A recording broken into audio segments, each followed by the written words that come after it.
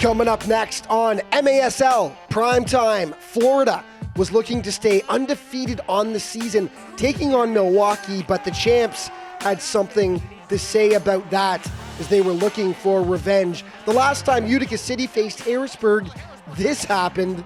They faced off again for the first time since that game last week. And Baltimore Blast legend Vinny Dantas joins us via Skype to talk about his team's play so far this season. It's all coming up next on MASL Primetime.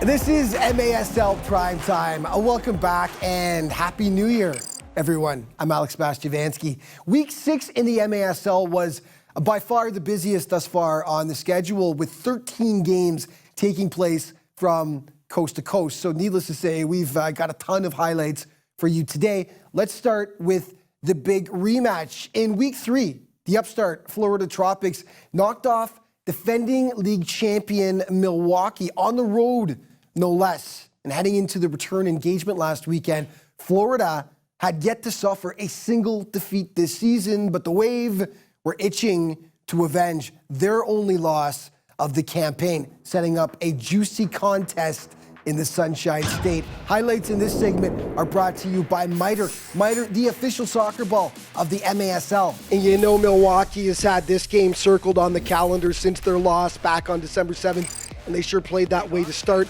Luan Oliveira breaks the ice to make it 1-0 Wave. Second quarter, Milwaukee up 2-0 when Guilherme dos Santos rips it home to cut the Tropics deficit to a single goal. Oliveira was just merciless on this day, though. The beauty left footer restores their 2-goal lead. Fourth quarter now, Wave up 5-2. Florida mounts a comeback. Lucia Gonzaga bangs home the rebound to make it 5-3. And then Zach Reggett refuses to give up on the play. The juice was worth the squeeze, as they say. Tropics were within a single goal, but Oliveira was a giant for Milwaukee. This is his fourth tally of the contest. It is the dagger that proves to be the game winner as the Wave exact their revenge and hold off the Tropics by a 6-5 count. Milwaukee also hosted first-year Mesquite in Week 6, and the Outlaws were thinking upset all the way in for a while. It looked possible. Jose Maria Otizi had them up 1-0, then he makes it 2, but then Milwaukee woke up. Beautiful passing. Tic-tac-toe. Mario Alvarez getting the Wave on the board, and then Ian Bennett from in tight. He doesn't miss those. That tied it up with 2 apiece. We skip ahead to the fourth quarter now. Milwaukee leading 4-2 when Jamie Lovegrove hammers home the second chance to keep the Outlaws within striking distance, trailing by a single goal. But the Wave put this baby to bed late in the fourth. Alex Bradley laying it off for Oliveira to give them some padding. And they would add one more as they double up the Outlaws 6-3. An interconference battle. KC hosting Tacoma, and the visitors strike first. Nick Pereira to Eddie Na, and 1-0 for the Stars. But then it was Leo Gibson doing his usual Leo Gibson thing. He's a regular in our top plays every week. That one will make the cut as well. Bar down as KC's player coach ties it up 1-1. 3 minutes later, Ray Lee going to work and hammers it past Danny Waltman. The 3,500 and KC were loving it. They go up 2-1. 40 seconds later, it's Gibson to Lee again, and there's nothing Waltman can do about those ones. Comets led 4-1 at the half. We move to the third quarter now. Tacoma trailing 5-1 when Nick Pereira just shreds the KC defense. Beautiful goal to make it 5-2. All KC after that, though. 9-2 final. Ray Lee had 3 goals on the day for KC. We pressured him right off the bat. Created chances off of that, so that was amazing for us. That's what we're great at. You know, we have good legs, we can run a lot and run teams into the ground without pressure. The Dallas Derby, the Sidekicks hosting Mesquite and all Outlaws in this one. Vicmore Eligwe picks their pocket and finishes in style here to make it 1-zip Outlaws. Soon after, it's Eligwe taking the long pass, dancing around the keeper and making it 2-0 for the visitors. Second, Outlaws leading 3-0 at this point. Anthony Powell shakes and bakes and rips it home to make it 4-zip Mesquite. Second half, sidekicks get on the board. Looks like the shot gets redirected. Arthur Evo getting credit. 4-1. Mitchell Cardenius provides one of the strikes of the week there, though. Oh, a howler. Top corner. As Mesquite continues to own Dallas, they crushed them 7-2.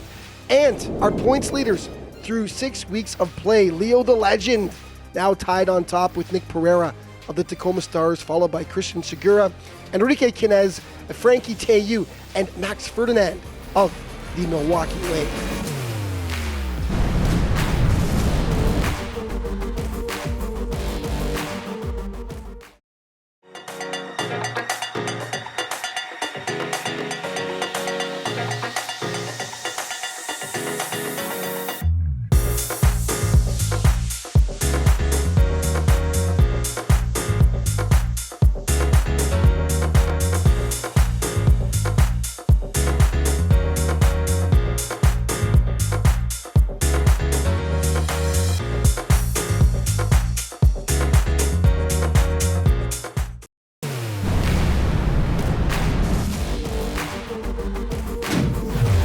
Hey, welcome back to MASL Primetime. So with the Florida Tropics getting dropped by Milwaukee last Saturday, there was but one undefeated team remaining in the MASL. That would be the Monterey Flash, who'd been absolutely dominant in racking up 5 straight wins with a goal differential of plus 29. It would take a Herculean effort to knock off the Flash, but they got pushed to the limit last weekend by the unlikeliest of opponents, the Dallas Sidekicks. Dallas, of course, had gotten crushed 7-2 by Mesquite 2 days before, so nobody was expecting much, but they brought it. Christian Quintana drawing first blood for the Sidekicks off the nice strike. The Flash even it up. Miguel Vaca on the far side calmly collects and slides it past Juan Gamboa. Second half, the Flash take the lead. Brian Aguilar cranks it off the inside bar. Fourth quarter now, Monterey up 3-1. Cue the comeback. Jonathan Segura, maybe the goal of the week there. A screamer from a different zip code. Brilliant. And then it's Freddie Mugin with the second effort. The Sidekicks tying it up, sending it off to overtime. Alas, it wasn't to be for them. Hugo Puentes, the golden goal for Monterey as they take it by a 4-3 count. Nothing for Dallas to hang its head about, though, as they nearly take down the league's #1 squad, coming oh so close. Okay, the Battle of Missouri. St. Louis hosting KC. As is usually the case when these squads play, it was a classic. Raysari, textbook arena goal right there to get things started as he rings it along the boards. Arena soccer at its finest. 1-zip Comets. $1.45 later, Leo Gibson continuing to punish MASL goalies. Roof Daddy, 2-zip KC. That's when Tony Walls goes to work for the ambush, though. Sublime solo effort. And the sweet finish, 2-1. And then it's Walls right on the doorstep here. Easy little tap in. 2-2 after 15 minutes of play. Second quarter now. KC back in the lead when Paulo da Silva rips it home. And then a little hello to the fans afterwards. High five. 3-3 game. And then it's Douglas Dos Santos, the one-timer upstairs. Oh, St. Louis taking its first lead of the game, up 4-3. Second half, Stephen St. Louis doing all the hard work here. Turns Ray Lee inside out, gives Tony Walls his easiest goal of the season to date. 5-3 ambush. You knew KC wouldn't go quietly, though. Leo Gibson spotting a crack in the wall. He exploits it. St. Louis would hold on for the 7-6 win, though. Tony Walls absolutely loved the resilience his squad showed after being down early in the game. We're playing well. We're playing with a lot of heart. We go down, we battle back. It's a credit to my teammates, and I'm really just proud of this group. Started off 0-3, and now we're 500. We came a long way, and let's keep it rolling. San Diego hosting Sonora, and the Sockers shot out to a 2-0 lead, but Sonora hit back big time. Enrique Quinez cuts it to 2-1. The second half, Quinez continuing to roll. Beautiful little spinorama goal. Boris Pardo can only watch. All tied up 2-2. 3 minutes later, Manuel Aragon through the legs of Cesar Cerda, perfectly placed. 3-2 Solis. They actually went up 4-2, and then San Diego got it together. Slava, the one-timer out front, that cuts it to 4-3. And then De Oliveira crushing the offering to even it up 4-4. Slava adding another shortly after, his second of the contest, to give the Sockers the 5-4 advantage. They'd go back and forth the rest of the way, with San Diego holding on for the triumph over the Solas. Okay, Rochester still looking for its first win of the season, hosting Harrisburg, just a minute 51 in. Nelson Santana, the feathery soft touch that finds the back of the cage, heat up 1-0. Then Elton De Oliveira crushing the offering to make it 2-1. The Lancers get on the board. Looks like the ball just takes a redirection past William Banahany, and Rochester was down just one. Second quarter, Heat leading 3-1 when Gibson provides the cheeky little back heel to make it 4. Matt D'Amico, the deflection out front, cuts the Lancers deficit to 2 goals. In the second half, D'Amico puts it home, and the Lancers dare to dream, but Harrisburg just too much. Matt Brame, the massive strike. Rochester stays in it for a bit, but the Heat pull away in the end for the 10-5 victory over the Lancers. Okay, one of the best rivalries in the MASL, Utica hosting Baltimore. 1-0 blast when Ricardo Dieguez puts it home and then has some words for Baltimore after. This was intense. The blast would respond. Juan Pereira hammers the setup past Andrew Coughlin. 2-1 Baltimore at the half. Third quarter, Christian Segura, the Rocket ties it up 2-2. Fourth quarter, Vinny Dantas to Andrew Hoxie, and the Blast regain their advantage. But with time winding down, Moises Gonzalez rips it home to knot things up. This one needed overtime to settle things, just 58 seconds in. It's the mustachioed maestro playing hero for Baltimore. Hoxie steals, converts, and the Blast get their season back on track as they take down UCFC 5-4.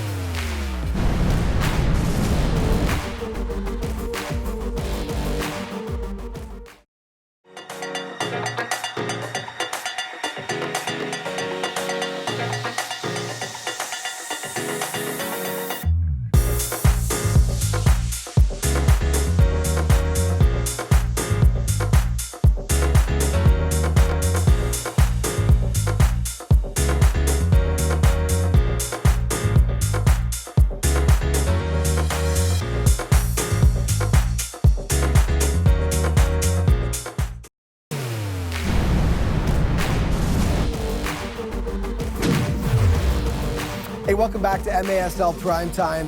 One of the most dominant players in the MASL the past few seasons has been the big Brazilian who plays for the Baltimore Blast, Vinny Dantas. Once again, off to a sizzling start this season, up amongst the league's scoring leaders, and he joins us now via Skype. Vinny, welcome to MASL Primetime. Thank you. Thanks so much for having me. Excited to come here and talk about the game with you guys. Yeah, well, great weekend for your team. You beat up on Rochester pretty good Saturday.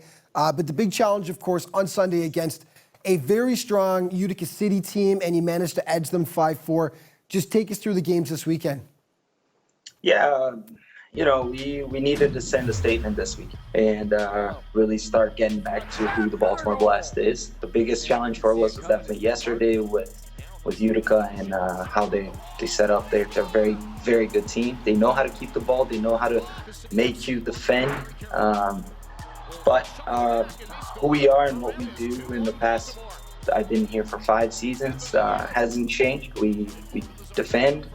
Honestly, we make it really hard to break us down, and we had to get back to that this past weekend, and we did, and we were able to walk away with 2 good wins. Well, you sort of alluded to it before. It's been an uncharacteristically slow start for the squad this year, and of course, I'm only gauging that on the success that the franchise has had over the past few years, which we're going to get to in a moment. But you've evened up your record at 4-4 last weekend. What's your assessment of the way the team's played so far overall?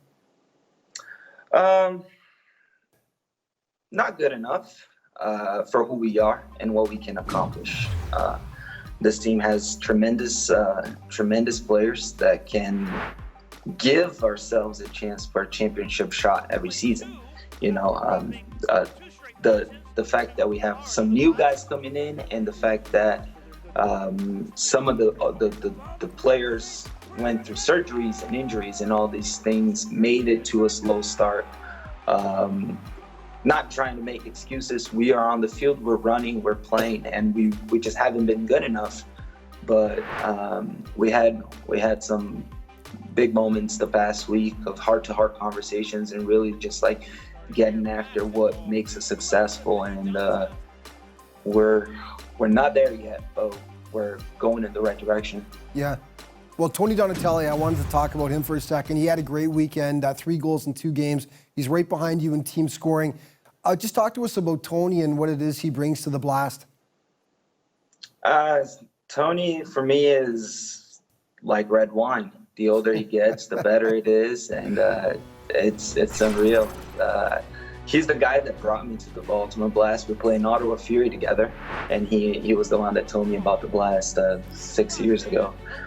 And Tony is just calm, collected, composed as you will find in this league. Clutch, the ball, when the ball needs to go to somebody to make something happen, it always ends up at his feet. He's one of those guys that had a surgery this past season, and he's coming off a surgery, and he's not even 100%, and he's still delivering what he does. So I can't speak highly enough of Tony. He's amazing. Yeah, he's had a great start. You know what? Let's just finish off with Vinny. You know, the Baltimore franchise has just such an amazing, a rich history, and of course, you have won 3 of the last 4 MASL championships. Just talk about what it's like to play for this organization, which has such an amazing winning tradition. It's amazing, for sure, but it's very hard as well, because every single time we're out there, we get everybody's best shot. That's coach's number one thing he tells us. People gun for us because of the reputation we built, which then makes it really hard for us to have off days. We can't afford off days. We can't afford to slip in a game or another, because every single team that's coming, they're coming with their best because they know that they have to bring their best. And that makes it a very hard thing, but also I'm extremely proud of the work we've done and the reputation we've built. And I'll keep working really hard to keep that reputation going. Well, you look like you guys are on the right track once again. And like you said, you guys are truly, you've set the standard over the last few years in the MASL. Congrats to you. And you know what, just thanks for taking the time joining us today. And Happy New Year as well, my friend. Thank you so much. You guys have a Happy New Year as well. And keep tuned, because the Baltimore Blast has a lot more in store. Now, Vinny and his boys certainly had a lot in store for Rochester. The first-year squad got overrun last weekend. Andrew Hoxie getting it started, poking it past the keeper to make it 1-0. 45 seconds later, Mohamed Ndiaye converts, but goes down hard. Thankfully, he was okay. Late in the quarter, Jonato Smello feeds Vinny, and boom goes the dynamite. 4-zip blast. Dantas wasn't done yet. Beautiful solo effort for his second of the game. You can see where this is going. Second half, the carnage continued. Tony Donatelli, his first of the contest, 9-0. 55 seconds later, Tony making it look so easy. 10-zip at that point. They would add another for an 11-0 final. Baltimore looks like they're getting it into gear after a slow start, which is scary news for the rest of the league.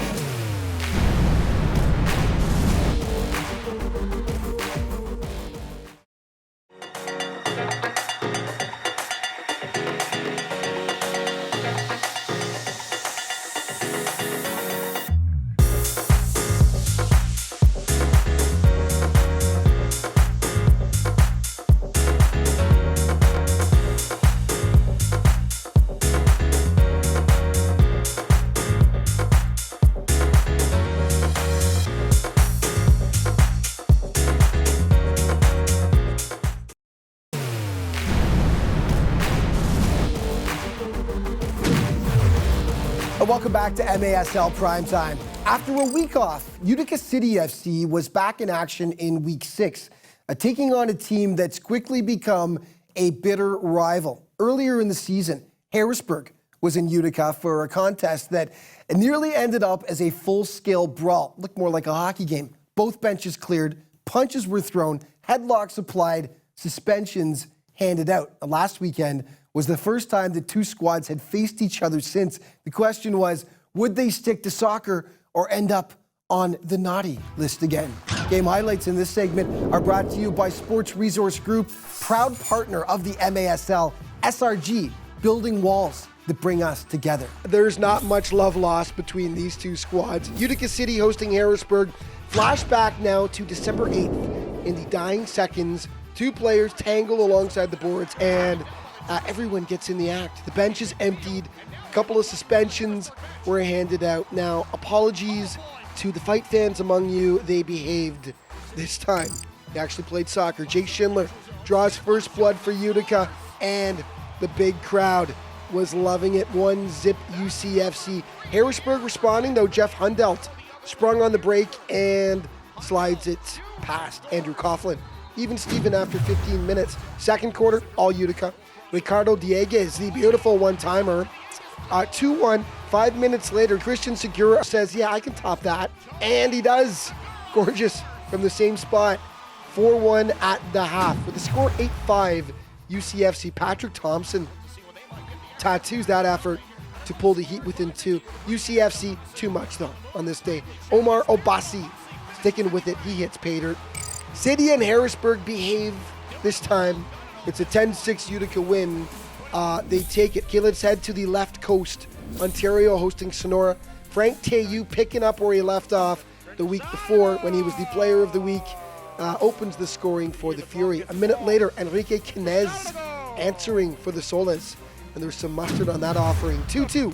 With Ontario leading 6-5, Juan Carlos Gonzalez nails that one to make it 7-5 Fury.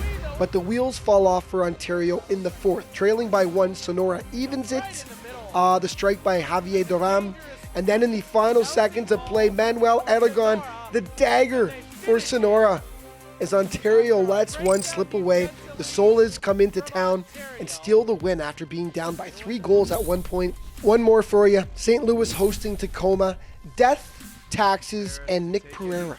3 things you can always count on. The reigning MASL MVP just continues to produce. 1-0 stars. Stefan St. Louis providing the nice feed for Tony Walls. And it's 1-1. 27 seconds later, JT Thomas, the man from Yorkshire, England, giving the ambush its first lead of the game. Back and forth they went. Corey Kites hits the ball off a St. Louis player and in. And it's 2-2. We move to the fourth. Tacoma leading 5-4 when Eddie Na smacks it home to make it 6-4 stars, but they couldn't shut the door. Tony Walls continuing his dominant week as he roofs the second chance out front, and putting the ambush within a goal. And then back to JT Thomas we go, setting up in his office at the side of the net, and boom, rocks it top shelf. St. Louis evening it up 6-6, and with less than 5 minutes remaining, they win it. You got to be good to be lucky, and lucky to be good. This one goes in off the gluteus maximus of Mike Scharf. Hey, they can't all be 10s. Great comeback by St. Louis as they win it, and Tacoma continues to struggle. Okay, the MASL Team of the Week for week number 6, and Tony Walls, of course, from St. Louis, Juan Pereira, Christian Segura, Luan Oliveira, Jake Schindler, and Paulo Cortez of Mesquite. And our primetime player for week number 6, it's Tony Walls of the St. Louis Ambush, who was instrumental in 2 big wins for St. Louis. Walls had 7 points in 2 games, wins over Tacoma and Kansas City. The Ambush is now back to the 500 mark, and Walls has played a huge part in that. And our plays of the week, starting with number 5, KC's Leo Gibson. He's a mainstay in our top 5, and he crushes it. Bar down against the Stars. Number 4, it's the aforementioned Tony Walls, doing it all himself, showing off some textbook arena soccer in the process, using the boards and glass. Number 3, Christian Segura of Utica City against Harrisburg. Hammers the shot past William Bonahany. Number 2, Nick Pereira of Tacoma, the masterpiece against KC. And you got to take a closer look at this one. Look at that footwork. This guy is something else. And number 1, Jonathan Segura of Dallas against Monterey, the screamer from a different zip code, short side too. Gorgeous. That is our prime time play of the week. And that's going to wrap things up for today. But just a reminder, MASLsoccer.com is your home base for all things in the Major Arena Soccer League. And there's all kinds of other social media to keep you up to date as well. Thank you so much for watching MASL Primetime. We'll see you next week.